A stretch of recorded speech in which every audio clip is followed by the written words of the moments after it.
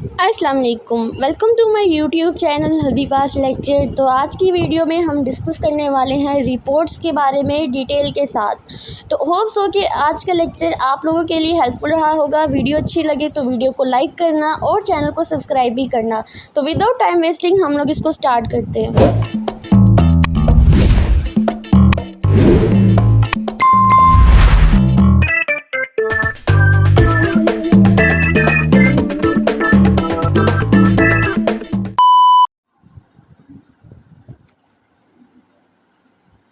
तो इस वीडियो में हम लोग डिस्कस करेंगे रिपोर्ट्स के बारे में। ठीक है, रिपोर्ट कितनी टाइप की होती हैं। जैसा कि आपको वन शॉट वीडियो के बाद मैंने आपको उसी के अंदर एक्सप्लेन किया था कि हम रिपोर्ट को जो है बाद में डिटेल के साथ डिस्कस करेंगे, इसका स्ट्रक्चर देखेंगे और जो इम्पोर्टेंट रिपोर्ट्स होती हैं जो आपके एग्ज़ाम में आने के चांसेस 50-50 हो सकते हैं, तो उसको हम लोग डिस्कस कर लेते हैं।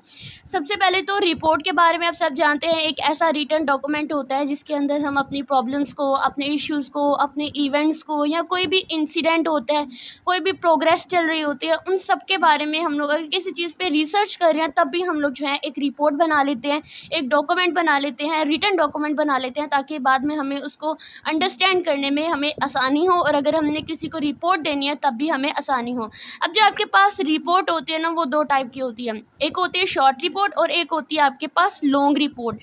शॉर्ट रिपोर्ट जो होती है मोस्टली आपको जहाँ पे आपने सिर्फ समराइज करके बताना होता है, जहाँ पे आपने सिर्फ शॉर्ट फॉर्मेट में एक्सप्लेन करना होता है, वो आपकी शॉर्ट होती है, जिसमें आपने सिर्फ और सिर्फ टू द पॉइंट बात करनी होती है।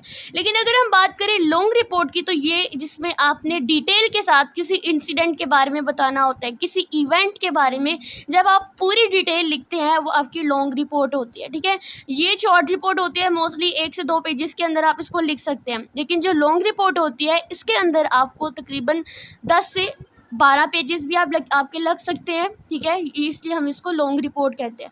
शॉर्ट रिपोर्ट का अगर हम स्ट्रक्चर की बात करते हैं, तो इसके अंदर सबसे पहले होता है टाइटल। आपकी रिपोर्ट किस बारे में है, आपने उसका टाइटल देना होता है। देन उसके बाद आता है इंट्रोडक्शन, अपनी रिपोर्ट का इंट्रोडक्शन दें।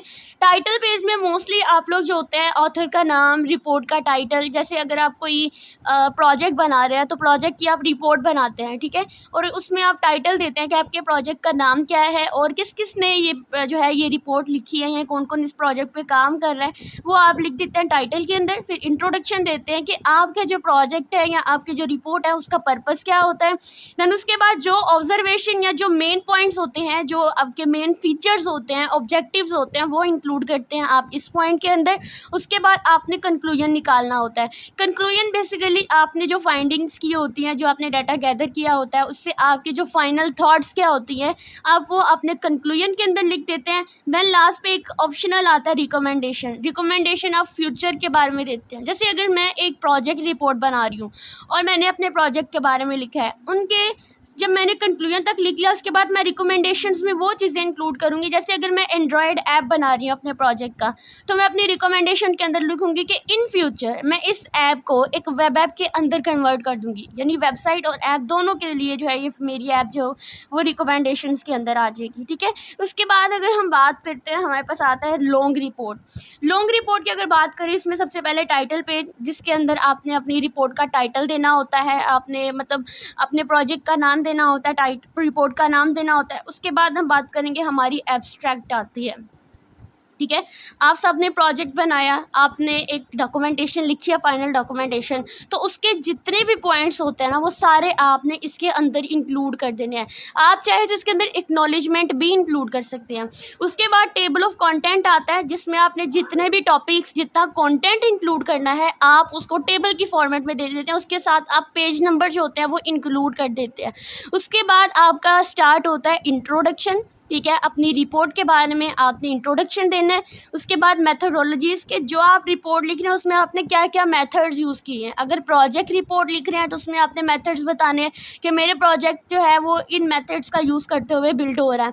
उसके बाद डाटा एंड डिस्कशन आ जाती है, जो आपने अपने प्रोजेक्ट के रिलेटेड जो भी डिस्कशन की होती है, जो डाटा कलेक्ट किया होता है, एक तो वो आपके इसमें आ जाता है, या आपको किन किन डाटा की रिक्वायरमेंट होती है वो आप इस पॉइंट के अंदर लिखते हैं। और उसके बाद फाइंडिंग्स आ जाती है। फाइंडिंग्स मतलब कि आपने जो डाटा गैदर किया है, जो आपने डाटा फाइंड कर लिया है, वो आप अपनी फाइंडिंग्स के अंदर लिखेंगे। और फिर जो फाइनल थॉट्स होते हैं, फाइनल डिसीजन होता है, वो आप अपने कंक्लूजन के अंदर जो फाइंडिंग्स को मिलाकर जो रिज़ल्ट आता है वो आपके कंक्लूजन के अंदर लिखेंगे। उसके बाद आपने जाना है रिकमेंडेशंस के ऊपर, और मोस्टली लॉन्ग रिपोर्ट के अंदर ये असेंशियल भी होता है कि आप रिकमेंडेशंस भी इंक्लूड करें। फिर जहाँ जहाँ से आपने अपना डाटा गैदर किया है, डाटा कलेक्ट किया है, उनका रेफरेंस आपने ज़रूर लिखना है। उसके बाद हम बात करेंगे अपेंडाइसिस। अपेंडाइसिस ये एक ऐसी चीज़ होती है, ऐसा पॉइंट है जिसमें ये एक्स्ट्रा मटेरियल आप कह सकते हैं, ठीक है, आपकी रिपोर्ट का ही पार्ट होता है, लेकिन ये असेंशियल नहीं होता है। अपेंडाइसिस मोस्टली जो होता है ना, ये आपको लेटर फॉर्मेट में या लेटर ऑर्डर में मिलेंगे। जैसे अपेंडाइसिस ए होता है, अपेंडाइसिस बी होता है, अपेंडाइसिस सी होता है। इस फॉर्मेट में जो है ये आपको आपकी अपेंडाइसिस जो होती है वो मिल रही होंगी। उसके बाद हम चलते हैं सारी इम्पोर्टेंट रिपोर्ट्स जो मोस्टली इसमें आती हैं, उनमें आपके सबसे पहले आती है रिसर्च रिपोर्ट। ये स्कूल, यूनिवर्सिटी या कॉलेजेस में जो रिपोर्ट लिखी जाती है ना, जो डिफरेंट रिसर्चर्स के लिए होती है, वो आपकी रिसर्च रिपोर्ट होती है। उसके बाद प्रोग्रेस रिपोर्ट होती है, जब आप कोई इवेंट कर रहे हैं या कोई काम आपका अभी प्रोग्रेस में है, यानी पेंडिंग पे चल रहा है या अभी आपका काम चल रहा है, उसके लिए आप प्रोग्रेस रिपोर्ट लिखते हैं। ये दोनों रिपोर्ट आपने करनी है, ये बहुत ज़्यादा इंपॉर्टेंट रिपोर्ट है। उसके बाद इंसिडेंट रिपोर्ट आता है कि कहीं पे कोई वाक़या हो गया, कोई इंसिडेंट हो गया, तो तब आप इंसिडेंट रिपोर्ट लिखेंगे, ठीक है। जैसे अगर आपके ऑफिस में कोई जैसे अगर कोई किसी का कोई कंप्यूटर ख़राब हो गया, तो आप क्या करेंगे, उस पर एक इंसिडेंट रिपोर्ट लिखेंगे। उसके बाद फिजिबिलिटी रिपोर्ट लिखेंगे। ये मोस्टली मार्केट रेट पर ही यूज़ होती है फिजिबिलिटी रिपोर्ट। इसमें आपने चॉइसेस होती है कि आपका जो प्रोजेक्ट है वो इन चीज़ों के लिए फिजिबल है या नहीं। उस पर आप फिजिबिलिटी रिपोर्ट लिखते हैं कि आप जो रिपोर्ट लिख रहे हैं वो कितनी फिजिबल है। उसके बाद सेल रिपोर्ट या मार्केट रिपोर्ट आ जाती है, जिसके अंदर आप लोग क्या इंक्लूड करते हैं कि आपने कितनी सेल्स की हैं, आपकी कितनी सेल्स, क्या मेथड करके आपने सेल्स लिखी हैं। ये मोस्ट ऑफ सारी जो होती है ना, ये लॉन्ग रिपोर्ट के अंदर ही आती हैं। आपने उन्हीं पॉइंट्स को जो है वो अंदर लिखना होता है। उसके बाद टेक्निकल रिपोर्ट आती है, और ये जो टेक्निकल रिपोर्ट होती है ना, ये मोस्टली जो इंजीनियर्स होते हैं वो इस रिपोर्ट का यूज़ करते हैं। उसके बाद आपकी project report and survey and field report, जो डिफरेंट गवर्नमेंट और एनजीओज रिपोर्ट लिखते हैं ना, वो आपकी इसी में आती है। अब इन सब का जो स्ट्रक्चर होता है ना, मोस्टली आपकी लॉन्ग रिपोर्ट जैसा ही होता है, लेकिन ये डिपेंड करेगा अब आपके क्वेश्चन की स्टेटमेंट के ऊपर। जो आपकी वन शॉट वीडियो थी उसके अंदर मैंने डिटेल के साथ आपको एक्सप्लेन किया था, आपने वो ज़रूर देख के जानी है, क्योंकि उसी के अंदर आपको सारे इंपॉर्टेंट क्वेश्चन भी मिलेंगे। आपने रिवीजन करनी है, तो आप 1-2 घंटे के अंदर अगर आप उस वीडियो को देख लेते हैं, आपकी रिवीजन भी हो जाएगी। इसके अलावा और कोई भी क्वेश्चन हो तो कमेंट सेक्शन होना है, आप मुझे कमेंट में ज़रूर पूछिए, मैं आपको ज़रूर से रिप्लाई दूँगी।